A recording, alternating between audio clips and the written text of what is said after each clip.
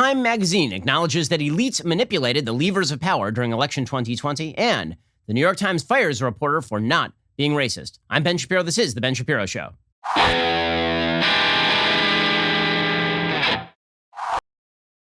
Today's show is sponsored by ExpressVPN. Thousands of my listeners have already secured their internet. Join them at expressvpn.com/Ben. We'll get to all the news in just one moment, and there is a lot of news. But why don't we begin with the fact that we are now at the mercy of one-party control, an agenda driven by tax and spend economics. I don't need to get into the social ramifications. Fiscally, you can expect compounded growth of the national debt, the systematic devaluation of the United States dollar. A lot of people worried about inflation these days. Well, what is a way that you and your investment portfolio can protect against the predations of inflation? Well, you can go diversify into some precious metals, and you can talk to my friends over at Birch Gold Group. I know the people at Birch Gold Group. I trust the people at Birch Gold Group. I've been working with them for years. Birch Gold Group will help you diversify a portion of your savings, an IRA or eligible 401k, into an IRA backed by gold and silver. They're a premier precious metals IRA company in the United States with an A+ Better Business Bureau rating, countless 5-star reviews, thousands of satisfied customers. There's a tidal wave of inflation. It will come at some point. At the very least, you should be hedging your bets, and gold can be that hedge. Text Ben to 474747 for your free information kit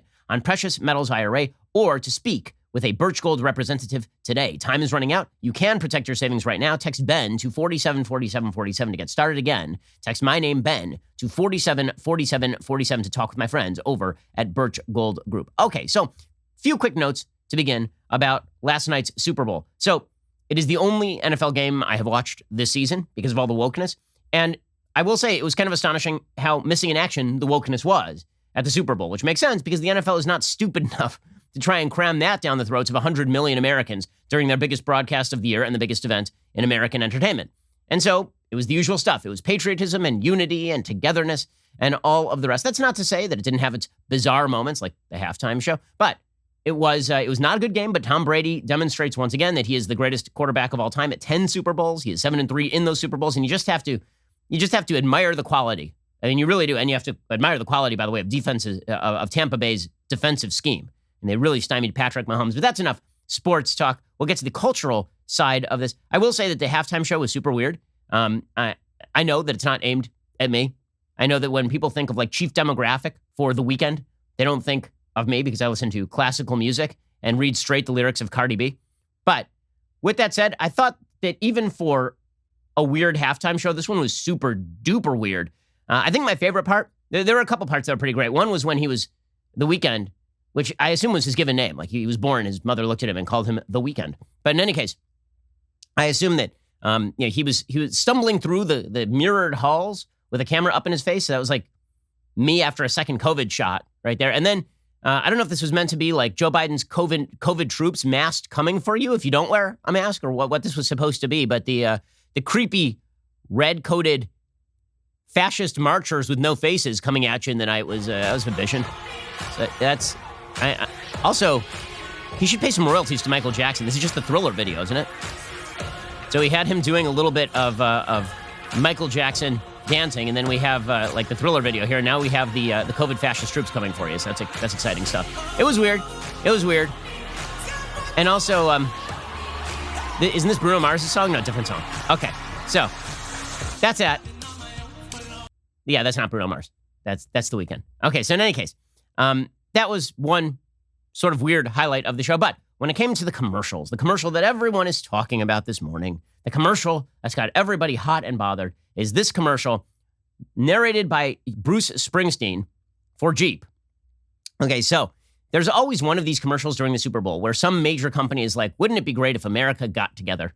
A few years back during the recession, Clint Eastwood did one from one of the car companies. I'm trying to remember which car company, which shows you how successful the ad was in retrospect. But Jeep had this ad with Bruce Springsteen narrating. And when I think of people who represent middle America, I think of the guy from New Jersey with the earring who votes Democrat all the time. Quintessential Americans, I think of like people who represent the middle of America, the partisan middle of America. I tend to think of Bruce Springsteen. So this is, and he puts on a cowboy hat, which like that makes him the second most awkward person to have put on a cowboy hat. I would be number one on that list after our company moved to Tennessee. In any case, here was the ad for Jeep. And a lot of people in the media were just in love with this. Brian Stelter was like, I wish this could have gone on for an hour. An hour. Oh, no, you don't. because the ad is super boring and it says nothing. And it just demonstrates sort of where we are politically, is that this sort of pap is now popular with the left, specifically because the ad says nothing. It says that we are all supposed to be reunited. The idea here is that Donald Trump is gone, of course, and therefore we can all reunite around shared values, like churches that the left wants to invade and revoke its nonprofit status. And also dirt, apparently. Here's the ad.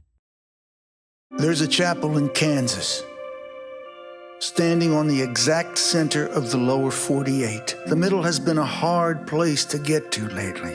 Between red and blue, between servant and citizen, between our freedom and our fear. We need the middle. We just have to remember the very soil we stand on is common ground. To the reunited states of America. And it sounds like super nice and bland and meaningless. Like literally completely meaningless. There's nothing there. I do like when he likes dirt. That is one of my favorite parts. I don't know if that's the dirt that Beto O'Rourke ate after he lost to Ted Cruz or like the very soil we stand on is common ground. Okay, well, yes, the entire earth, in fact, is made out of generally the same materials. And so we therefore have common ground with like all the people, like us and Yemen, common ground, because we're on a planet together. So that's exciting stuff. Also, a lot of shots of churches there. And the Equality Act, not very much in favor of the churches. So this is the new unity, right? The new unity is get on board. We're unified. We're moving forward together. And oh, by the way, if you disagree with us, you're not part of the unity. You're not part of the unity. That's the subtext there, because when you think of unifying political figures, Bruce Springsteen is a partisan Democrat who's performed at like every DNC since 1873. That guy is not a unifying figure in any way, shape, or form. And so I calls for unity that actually have content, like, why don't we recommit to our local communities and helping one? Like, that would be nice. But that's not what that's about, right? It's the reunited states of America because Trump tore us apart.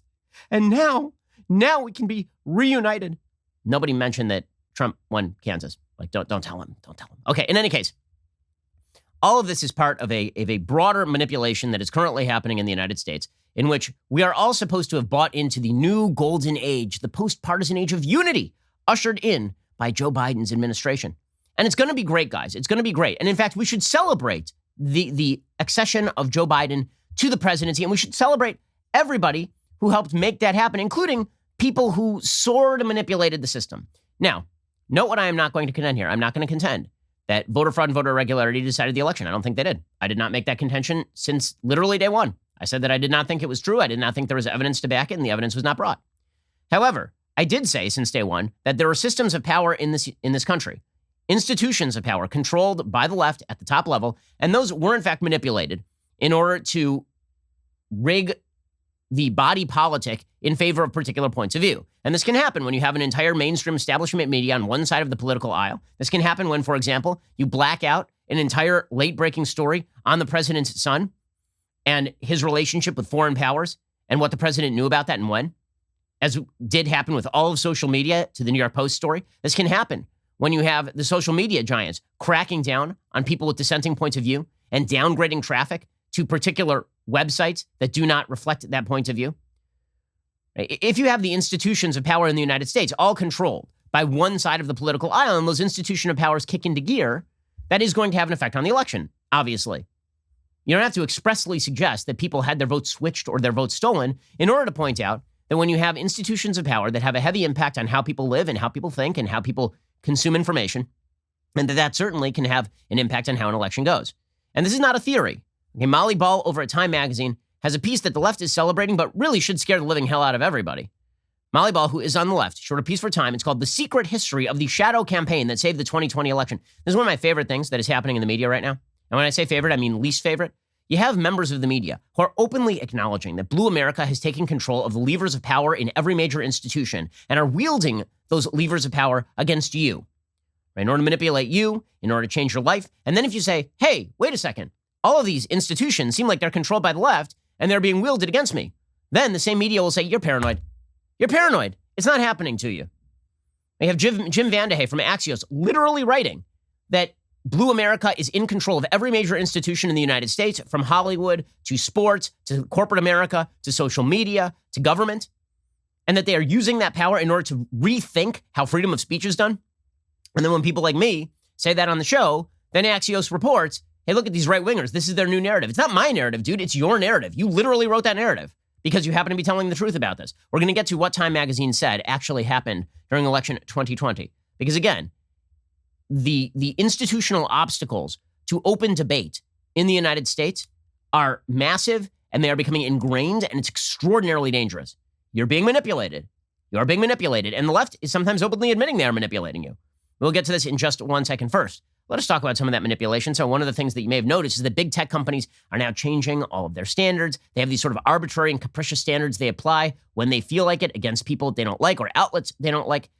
But how exactly are they monetizing? The way they're monetizing is they're using your data. So why exactly would you give your data to companies who are then going to use that data to make money and then turn your own views against you? Instead, protect your personal data from big tech with the VPN I trust for my online protection, ExpressVPN. When I use ExpressVPN, my connection gets rerouted through their secure encrypted servers, so these companies can't see my IP address at all. My internet activity becomes anonymized. My network data is encrypted.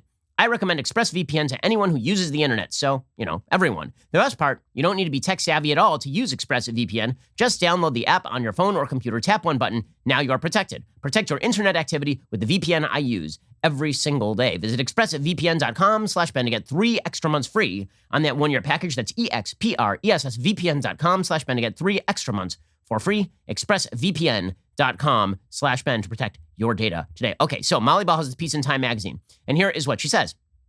She says, a weird thing happened right after the November 3rd election. Nothing. The nation was braced for chaos. Liberal groups had vowed to take to the streets, planning hundreds of protests across the country. Right-wing militias were girding for battle. In a poll before Election Day, 75% of Americans voiced concern about violence. Then, an eerie quiet descended. As President Trump refused to concede, the response was not mass action, but crickets. When media organizations called the race for Joe Biden on November 7th, jubilation broke out instead as people thronged cities across the United States to celebrate the democratic process that resulted in Trump's ouster. A second odd thing happened amid Trump's attempts to reverse the result. Corporate America turned on him. Hundreds of major business leaders, many of whom had backed Trump's candidacy and supported his policies, called on him to concede. To the president, something felt amiss. It was all very, very strange, Trump said on December 2nd. Within days after the election, we witnessed an orchestrated effort to anoint the winner even while many key states were still being counted. In a way, says Molly Ball in Time Magazine, Trump was right. There was a conspiracy unfolding behind the scenes, one that both curtailed the protests and coordinated the resistance from CEOs. Both surprises were the result of an informal alliance between left-wing activists and business titans. The pact was formalized in a terse, little-noticed joint statement of the U.S. Chamber of Commerce and AFL-CIO published on Election Day. Both sides would come to see it as some sort of implicit bargain, inspired by the summer's massive, sometimes destructive racial justice protests, in which the forces of labor came together with the forces of capital to keep the peace and oppose Trump's assault on democracy. So she's talking about the post-election period there. But then she says, there's the pre-election period too, right? And here's what she says, Molly Ball. The handshake between business and labor was just one component of a vast, cross-partisan campaign to protect the election, an extraordinary shadow effort dedicated not to winning the vote, but to ensuring it would be free and fair, credible and uncorrupted.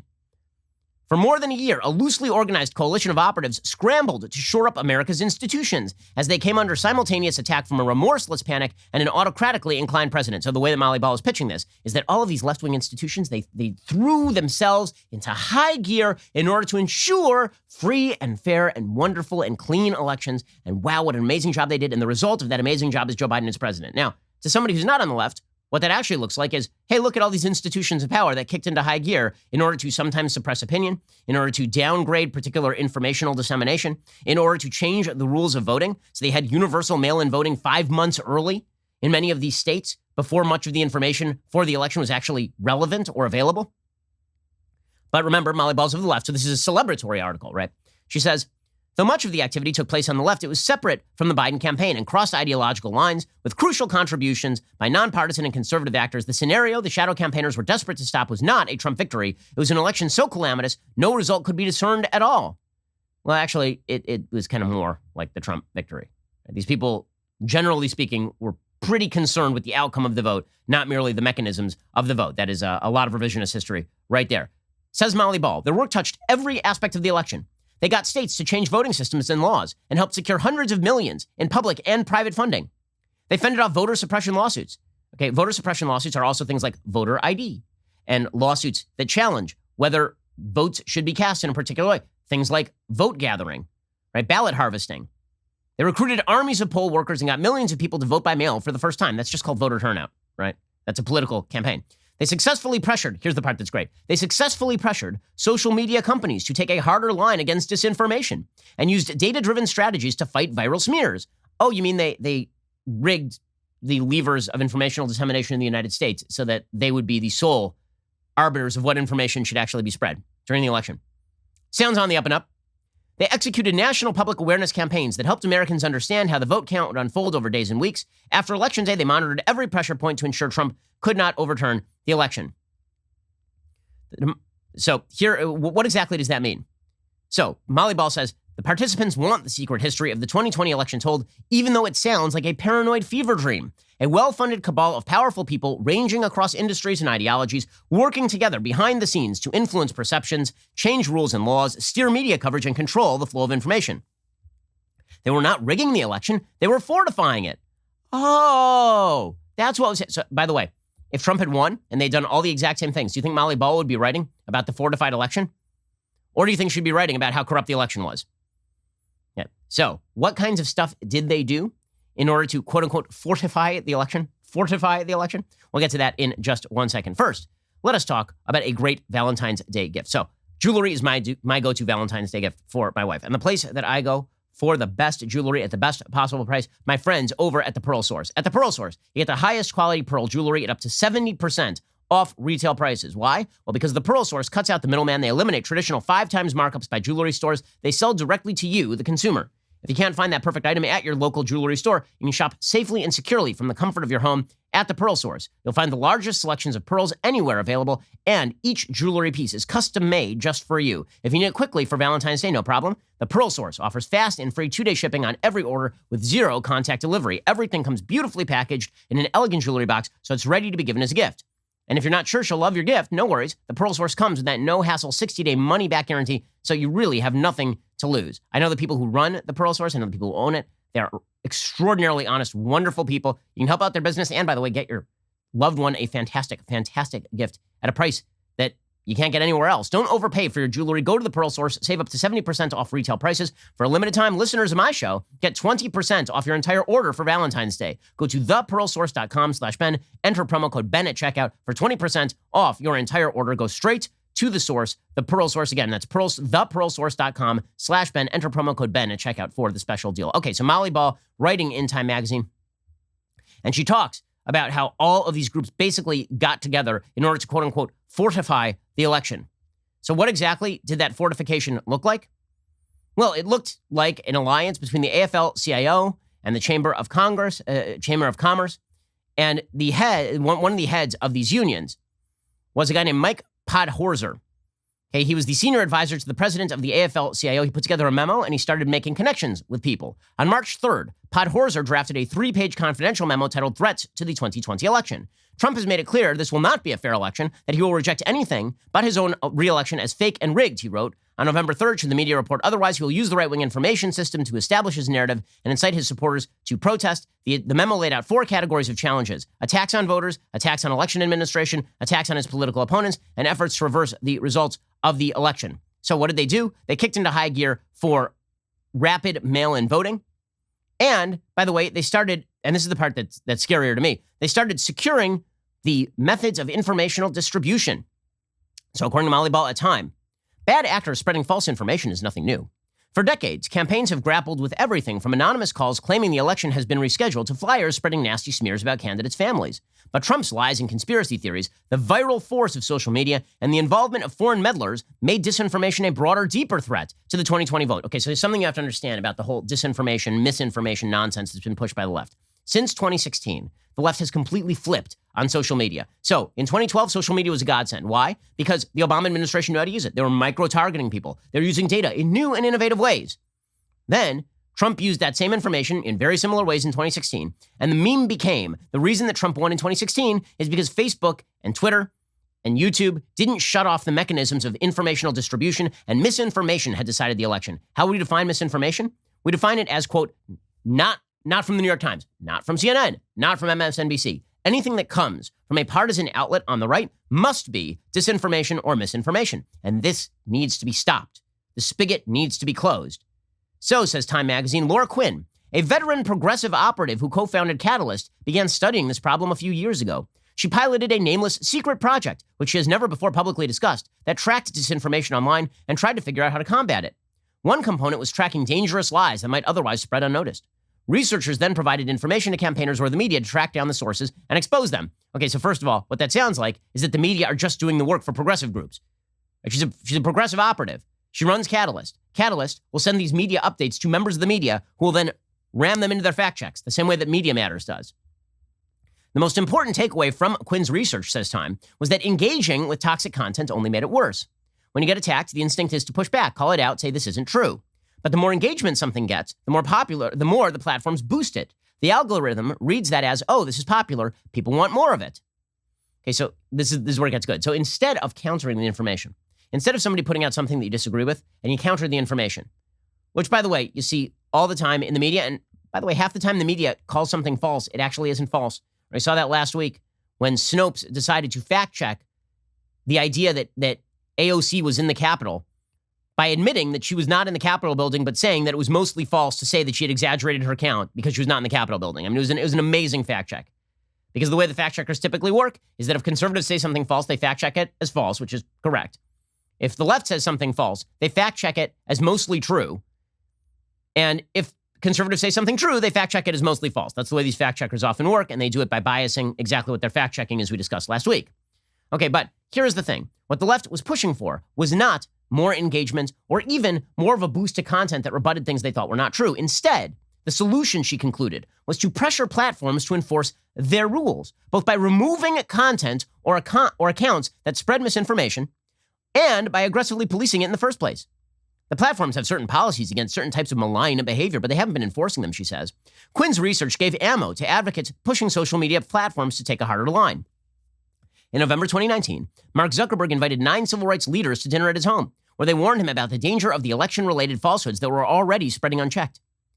Here's the best part of this entire article. You ready? It took pushing, urging, conversations, brainstorming, all of that to get to a place where we ended up with more rigorous rules and enforcement, says Vanita Gupta, president and CEO of the Leadership Conference on Civil and Human Rights, who attended the dinner and also met with Twitter CEO Jack Dorsey and others. It was a struggle, but we got to the point where they understood the problem. Was it enough? Probably not. Was it later than we wanted? Yes, but it was really important given the level of official disinformation that they had those rules in place and were tagging things and taking them down. So remember that I said the person who said that last quote is a person named Vanita Gupta, president and CEO of the Leadership Conference on Civil and Human Rights, who's saying, we got the social media platforms to mirror our recommendations and start taking down content we didn't like. Gupta is Joe Biden's current nominee to Associate Attorney General. Does that sound a little corrupt to you? Little corrupt to you? That people who are about to enter the Biden administration and were essentially part of the adjunct Biden campaign were bullying and pressuring social media companies into taking down and banning information they didn't like? Isn't that kind of a problem? Isn't that just a little bit of a problem? And so when people say that they feel like the election was not honest, that can take 2 forms. One is, oh, it was voter fraud. Oh, it was people cheated on the vote. Or it could be the reality, which is that there were a lot of people who were pushing at the top levels from powerful positions in order to pull every lever of influence they could, including ones that have an impact on you and have an impact on me daily. And that is, they call it fortifying the election. Sounds a lot like rigging, does it not? I mean, rigging can, again, for the third time, I'm not talking about voter fraud or voter irregularity. When you pull every lever of power in order to achieve a particular result and you do it top down, does that sound like respect for the American people? Or does that sound like you want to run the place? Okay, you are being manipulated. And the manipulation continues on a daily basis. This is not about unity. It's not about neutral principles that can be applied broadly across the spectrum. Okay, this is about creating a monopoly of informational distribution, a monopoly on who gets punished by the rules. And we're going to get to that in just 1 second. First, let us talk about an easy way to make your home look better. So there are a lot of ways to make your home look better. Most of them are super duper expensive. One thing you probably haven't thought about is your window coverings. You walk into your house, you look around, it looks pretty nice, but the light's just not coming through. You have kind of dingy old curtains. Look at them. Now, I've said it. Now you're looking at it. Now you notice. Now you need to go to Blinds.com to get that fixed. Blinds.com makes it simple to shop top quality blinds, shades, and interior shutters from home with easy online ordering and free shipping. The experts at Blinds.com understand that window treatments are one of the household items you don't think about very much. They can make a huge impact on the look and feel of your home. You don't need to do a full reno. By simply changing what is on your windows, you can change the way light comes into your home and create a totally different feel. Head on over to Blinds.com. Just take a look at all the options. They've got faux wood blinds, cellular and roller shades, even outdoor shades. And if you're nervous about trying them, no reason to be, because they've helped millions of homeowners through the process, and they guarantee the perfect fit, whether you do it yourself or have them measure and install everything for you. So go right now, see how much you can save at Blinds.com when you check out online. Don't forget to tell them you heard about Blinds.com from The Ben Shapiro Show. Rules and restrictions may apply. Go to Blinds.com. Go check them out right now. Again, it's a great way to upgrade the look and feel of your home. I've used them before. They really are. They make it quick. They make it easy. It's fantastic. Go check them out. Blinds.com. Make sure you let them know at checkout that you heard about them on The Ben Shapiro Show. Okay, so the manipulation continues apace because the members of the media have an agenda. This is why when you see ads like the Bruce Springsteen ad from Jeep, when that pretends that that's an apolitical ad, it's not an apolitical ad. The suggestion that we need reuniting after the age of Trump, as opposed to, during the age of Obama, when we actually did have race riots, when we did have an extraordinarily slow recovery, when we had incredible divisions in the body politic. Actually, look at the polls. When race relations in America started to go south was under Barack Obama. We didn't hear about how he was dividing America. He was a unifier. And then Trump came along and he was a divider. And now America is reuniting. And you know what unites us? Apparently, churches in the middle of the country that the left doesn't particularly like, and also dirt. Those are the things that unify us. But the real answer is what unifies us is that you listen to the left. What unifies us, what's supposed to unify us, is that you agree with the precepts of the left. And here's the thing. This is directed at my friends who are liberal but not leftist. I make this distinction every single day on the program. There's a reason that we sell leftist tears tumblers, not liberal tears tumblers. I explicitly rejected liberal tears tumblers because I think liberals are just people who disagree with me about politics. I think leftists are people who want to see everybody else banned in the search for an authoritarian unity. The left is ascendant. The left is moving, and they're moving in strong fashion in order to subject you, the citizen, to the curtailment of your rights so they can reach the sort of unity that they wish. Okay, and this is happening inside supposedly liberal institutions. I mean, this is an unbelievable story. Okay, over at the New York Times. So the New York Times is just getting purged right now. You remember the story about James Bennett, who is their op-ed editor. And you remember that they had an internal staff rebellion because he had the temerity to publish a column by Tom Cotton. You remember that? It was good times. Okay, well now they've decided they're going to purge another person. This person's name is Donald McNeil Jr. Now, Donald McNeil Jr. is apparently a health reporter, and he has a long history of being an excellent reporter. He was nominated for a Pulitzer for his COVID work. Now, he has resigned and apologized for his quote-unquote extraordinarily bad judgment over his use of the N-word after his Pulitzer Prize-winning colleague Nicole Hannah-Jones threatened to launch her own investigation of him because she is the de facto editor-in-chief of the New York Times now. This pseudo-journalistic, lying, fictionalized, anti-American Nicole Hannah-Jones, like, she's honestly, she's contempt. She's a figure who deserves contempt. She deserves intellectual contempt. She's a person who has rejected any criticism of her own project as racist. She's gone back and self-edited her own project and changed the nature of the project.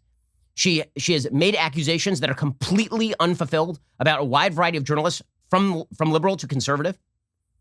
Nicole Hannah-Jones is everything that is wrong with modern-day American journalism. She's an activist, opinion hack masquerading as something more, and she is not. And by the way, a lot of what she says is just plain wrong. It's just anti-factual. Okay, so here's what happened. In a letter to staff on Friday, Donald McNeil Jr. announced he was standing down from the paper after 45 years, saying he, quote, originally thought the context in which I used this ugly word could be defended, but now realized it cannot. So it sounds like he had, called someone the N-word, right? I mean, usually when you have a scandal and you get fired for using the N-word, it's because you called somebody the N-word, right? That's not what happened here. That's not what happened here. Top bosses had previously said he should be given another chance, saying that McNeil had not used the word with malicious or hateful intent during the Times-sponsored school trip, but then changed tactics on Friday, telling staff, quote, we do not tolerate racist language regardless of intent. Do you know how insane that is? That standard? We don't tolerate racist language regardless of intent. Understand what is packed into that small phrase. Okay, normally, when you accuse somebody of being a racist, it's because they have racist thoughts, right? It's all about intent. Racism is all about intent. because there are actions that can be interpreted a wide variety of ways. When a cop pulls over a black person for speeding, is that cop doing something racist? Or is the cop pulling somebody over for speeding who happens to be black? We don't know until we search the officer's intent, right? Until we know something about the officer. But according to the New York Times, racist words do not need to have intent attached to them. They are on their face racist. So we can disconnect racism from intent. Okay, what this really is the Ibram X. Kendi idea that what is truly racist is not intent. Racism has nothing to do with intent. You can be a racist without intent. What does it take to be a racist without intent? Not mirroring the priorities of Nikole Hannah-Jones and not taking the perspective of the woke staffers. That is racist, right? And we don't need to prove intent. We don't need to prove you're a racist.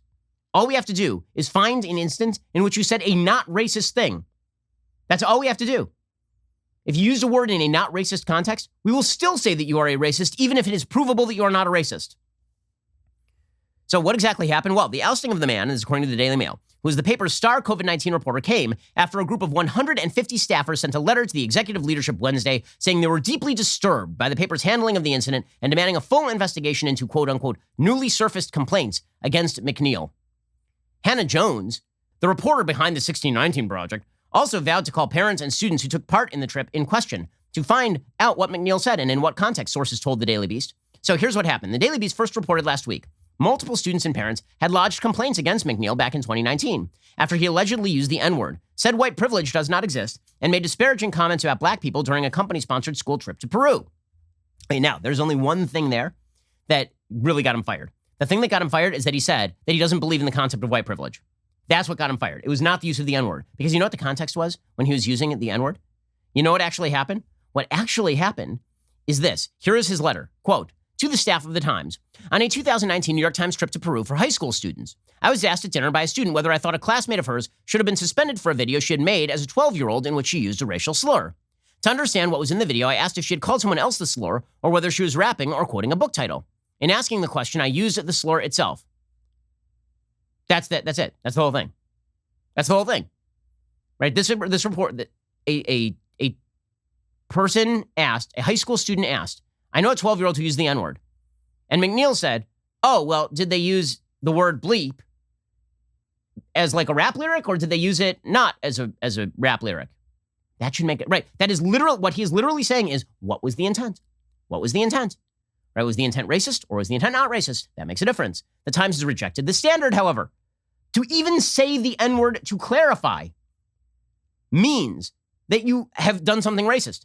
Even if you're attempting to clarify, like if I were to get on the air today and say the N-word is a racist term that should never be uttered by anyone, but I would actually say the N-word, the left would demand that I be canceled. That's the way that this works now. If you use the N-word to condemn the N-word, you will now be canceled. That's how insane this is. These are the people you're supposed to unify with? How? How? That's my question. I want Bruce Springsteen to tell me how I'm supposed to unify with this. So good-hearted liberals, how can you unify with this? Okay, McNeil says, quote, I should not have done this. First of all, number one, never apologize to the mob. Never apologizing to the bang jackass mob. Never apologize to the woke mob. There's never anything good that has ever come from apologizing to a woke mob for doing nothing wrong. He didn't do anything wrong here. And the fact that he apologized, I understand he was doing it to try to keep his job. It's an act of cowardice. He shouldn't have apologized. And by the way, the minute that you apologize, they will take your head. That is the way that this works. Originally, said McNeil, I thought the context in which I used this ugly word could be defended. I now realize it cannot. It is deeply offensive and hurtful. The fact I even thought I could defend it itself showed extraordinarily bad judgment. For that, I apologize. To the students on the trip, I extend my sincerest apology, but my apology needs to be broader than that, not just to the students. He needs to apologize to aliens who have not yet visited Earth. My lapse of judgment has hurt my colleagues in science, the hundreds of people who trusted me to work with them closely during this pandemic, the team at the Daily that turned to me during this frightening year, and the whole institution which put its confidence in me and expected better. Why don't just apologize to the world? Just kneel before Zod. Kneel before Zod. So I have a question. Liberals, do you feel like kneeling before the woke diktats of Hannah Nicole Jones? Is that the world you want to live in? Is that the unity that you are willing to achieve?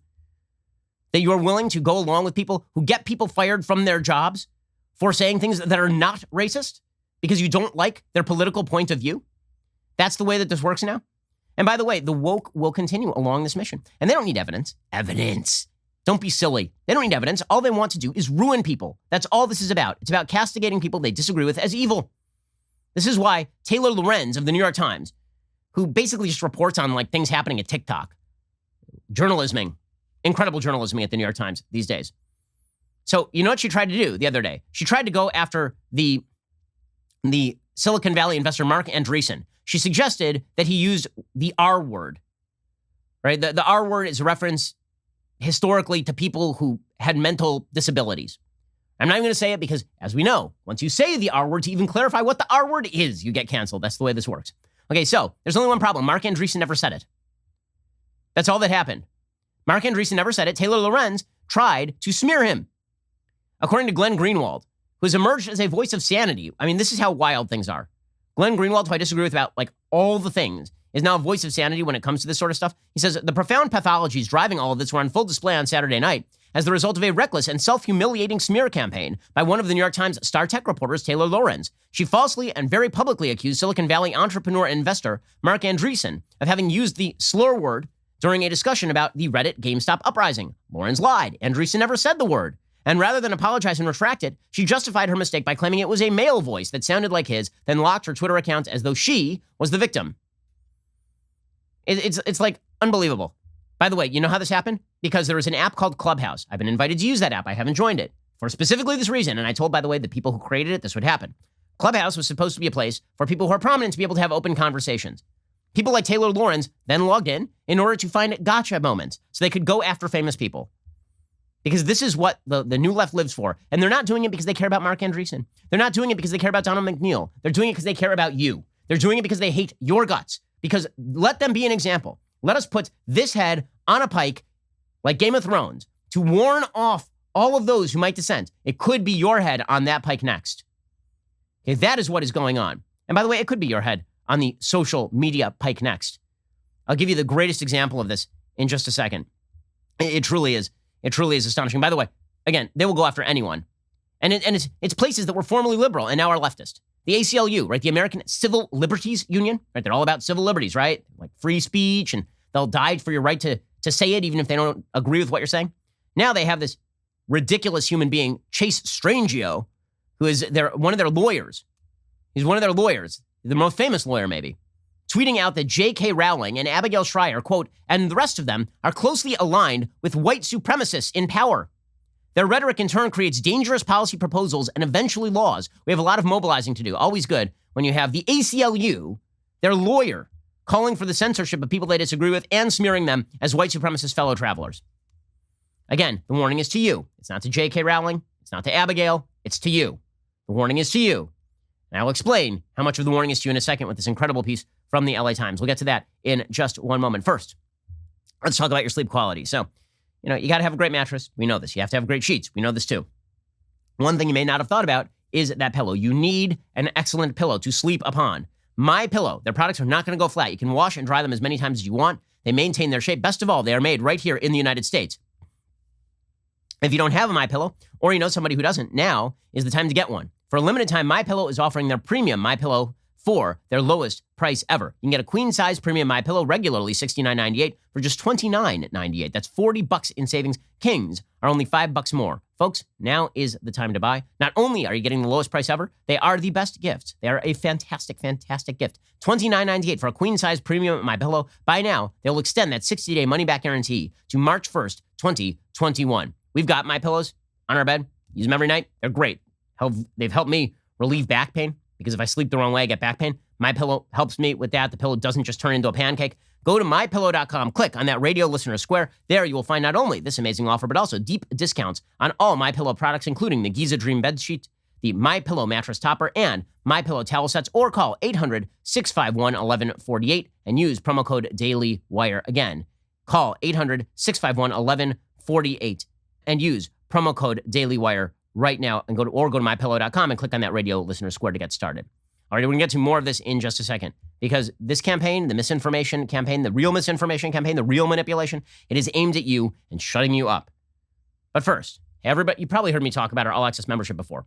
For those of you who have not, it is our most elite membership level here at the Daily Wire. Our all-access members, they get 2 Leftist Tears tumblers when they sign up.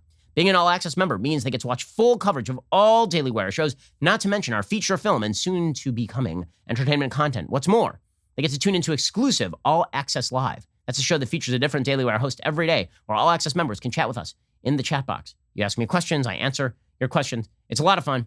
I sing songs, I do silly dances, I tell jokes, I do tricks with my fellow candlesticks, I tell stories about my kids, and I answer your political questions and life questions as well. It is spicy. So today, we want to publicly thank all of our All Access members for their commitment to the Daily Wire. To show our appreciation, we are mailing out a special anniversary tumbler for all renewing All Access members this year. Let me show you this tumbler, okay? This thing is magical. You ready for this?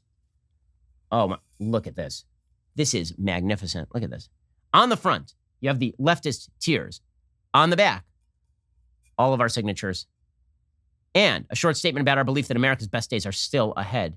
This is a commemorative piece to our 5-year journey, and a thank you to our All Access members in particular for supporting who we are and what we do. If you're an All Access member and you renew, you get this one. This is exactly what you get. It's a perfect Valentine's Day gift. It comes in a beautiful red. You can give it to somebody who either needs to catch their own tears because they're on the left, or to store tears of others. It is, look at this. It's magnificent. It's so beautiful and moving. And I just know that it'll do wonders for your love life. So go check it out right now. You're listening to the largest, fastest growing conservative podcast and radio show in the nation.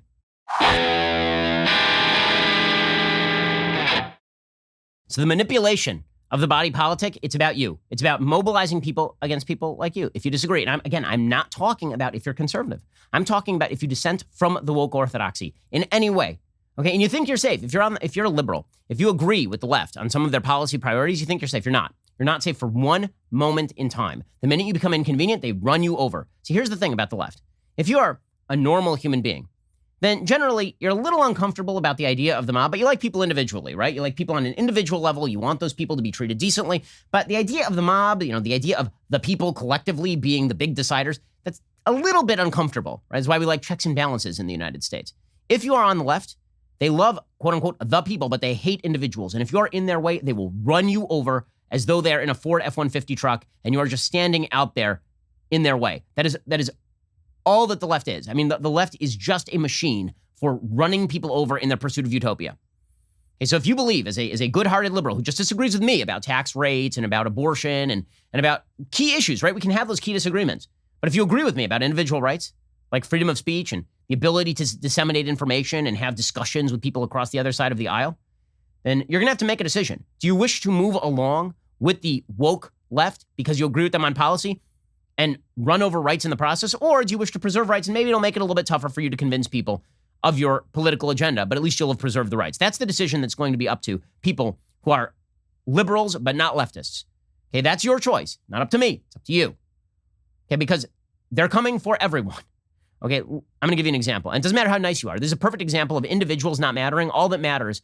Well, see, here's the thing. On the left, what they actually believe is that your belief system, it's so weird. They believe that your belief system is what makes you good or bad. You can be a perfectly crappy human being, but if you believe the right things, this makes you a good human being. Normal people believe that it's the things you do on a daily basis that make you a good human being. Right? It's your aspiration to continue to do more good things on a daily basis. That's what makes you a good human being.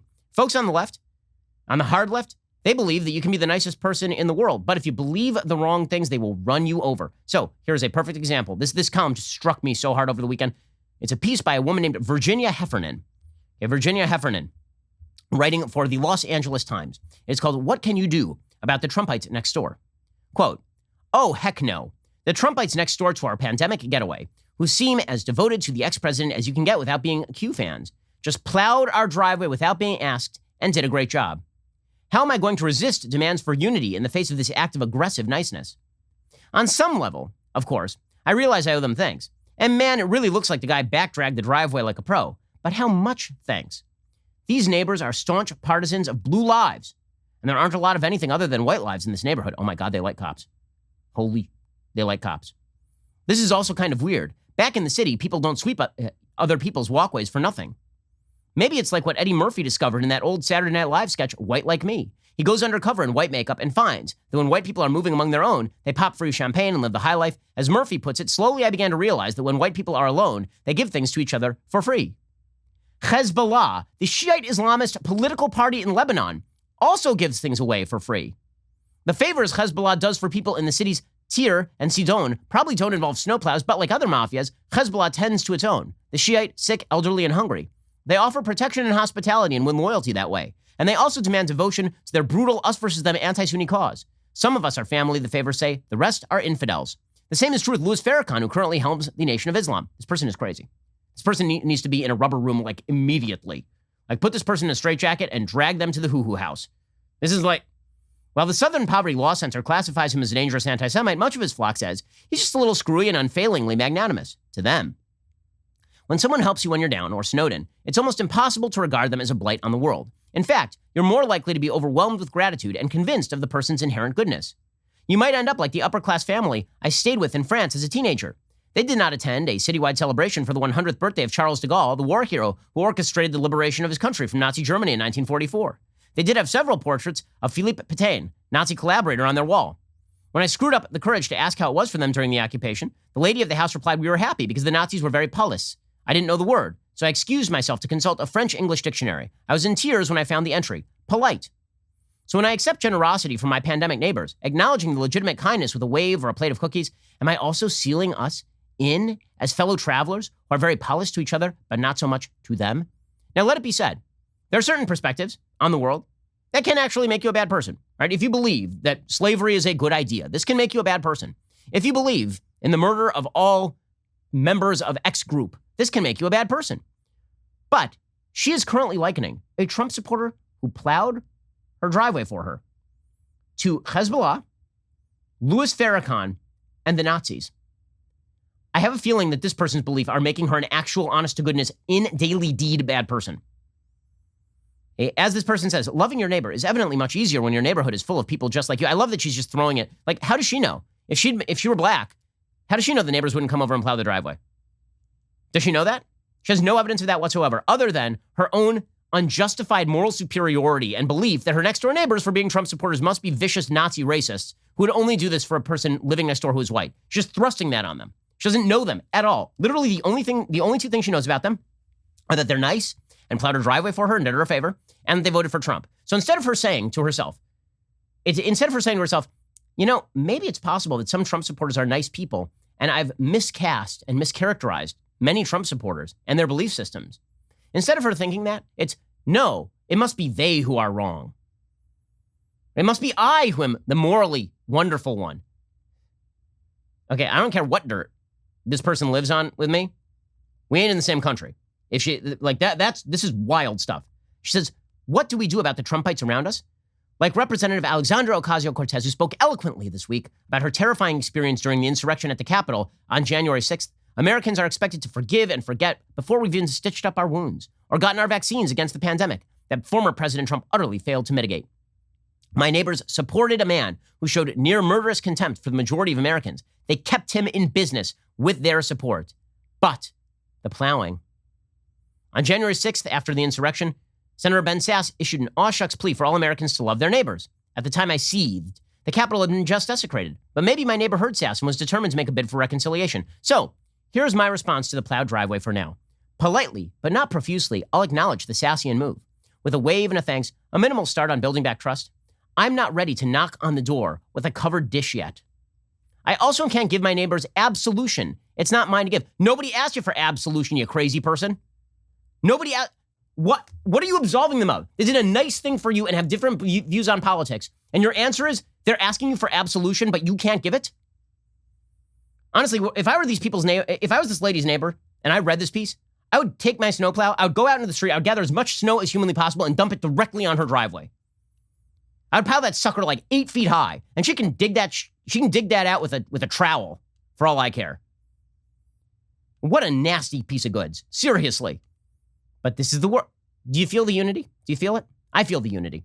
And I especially feel the unity when elites in our society mirror this perspective and then mobilize the levers of power in order to push forward this perspective, such that if you disagree with them, it's because you just want to break the country. I love this. She says, I can offer a standing invitation to make amends, not with a snowplow, but by recognizing the truth about the Trump administration, and more important, by working for justice for all those whom the administration harmed. So in other words, I don't care that you did a nice thing for me. Only when you bow before Zod, only when you agree with me, will you be deemed one of the morally elect. Hey, this is the woke priesthood at work. So, which side do you want to be on, liberals? This is my question. You want to be on the side of Virginia Heffernan? She sound like somebody that you want to live next door to? Or would you like to live in the same neighborhood as the Trump supporter who disagrees with you on tax rates and immigration, but also might plow your driveway once in a while and recognizes that you actually are brothers in arms against many of the myriad ills that wreck countries all over the world historically? There can be no unity with this. There can't. And if people who agree with this sort of stuff control the levers of power, there will not be any unity. It's just going to get worse. It's just going to be worse from here on in. Alrighty. So Michael Knowles is guest hosting Hour 2, and you can listen to his show today. It should be up very, very shortly. In the meantime, I will see you here tomorrow. I'm Ben Shapiro. This is The Ben Shapiro Show. The Ben Shapiro Show is produced by Colton Haas. Executive producer, Jeremy Boring. Our supervising producers are Mathis Glover and Robert Sterling. Production manager, Pavel Wydowski.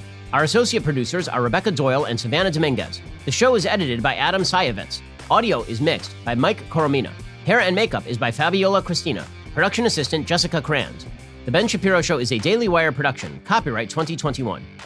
House Democrats strip a Republican representative of her committee assignments. Time magazine admits to an election conspiracy, and Liz Cheney wants to be the future of the Republican Party. Check it out on The Michael Knowles Show.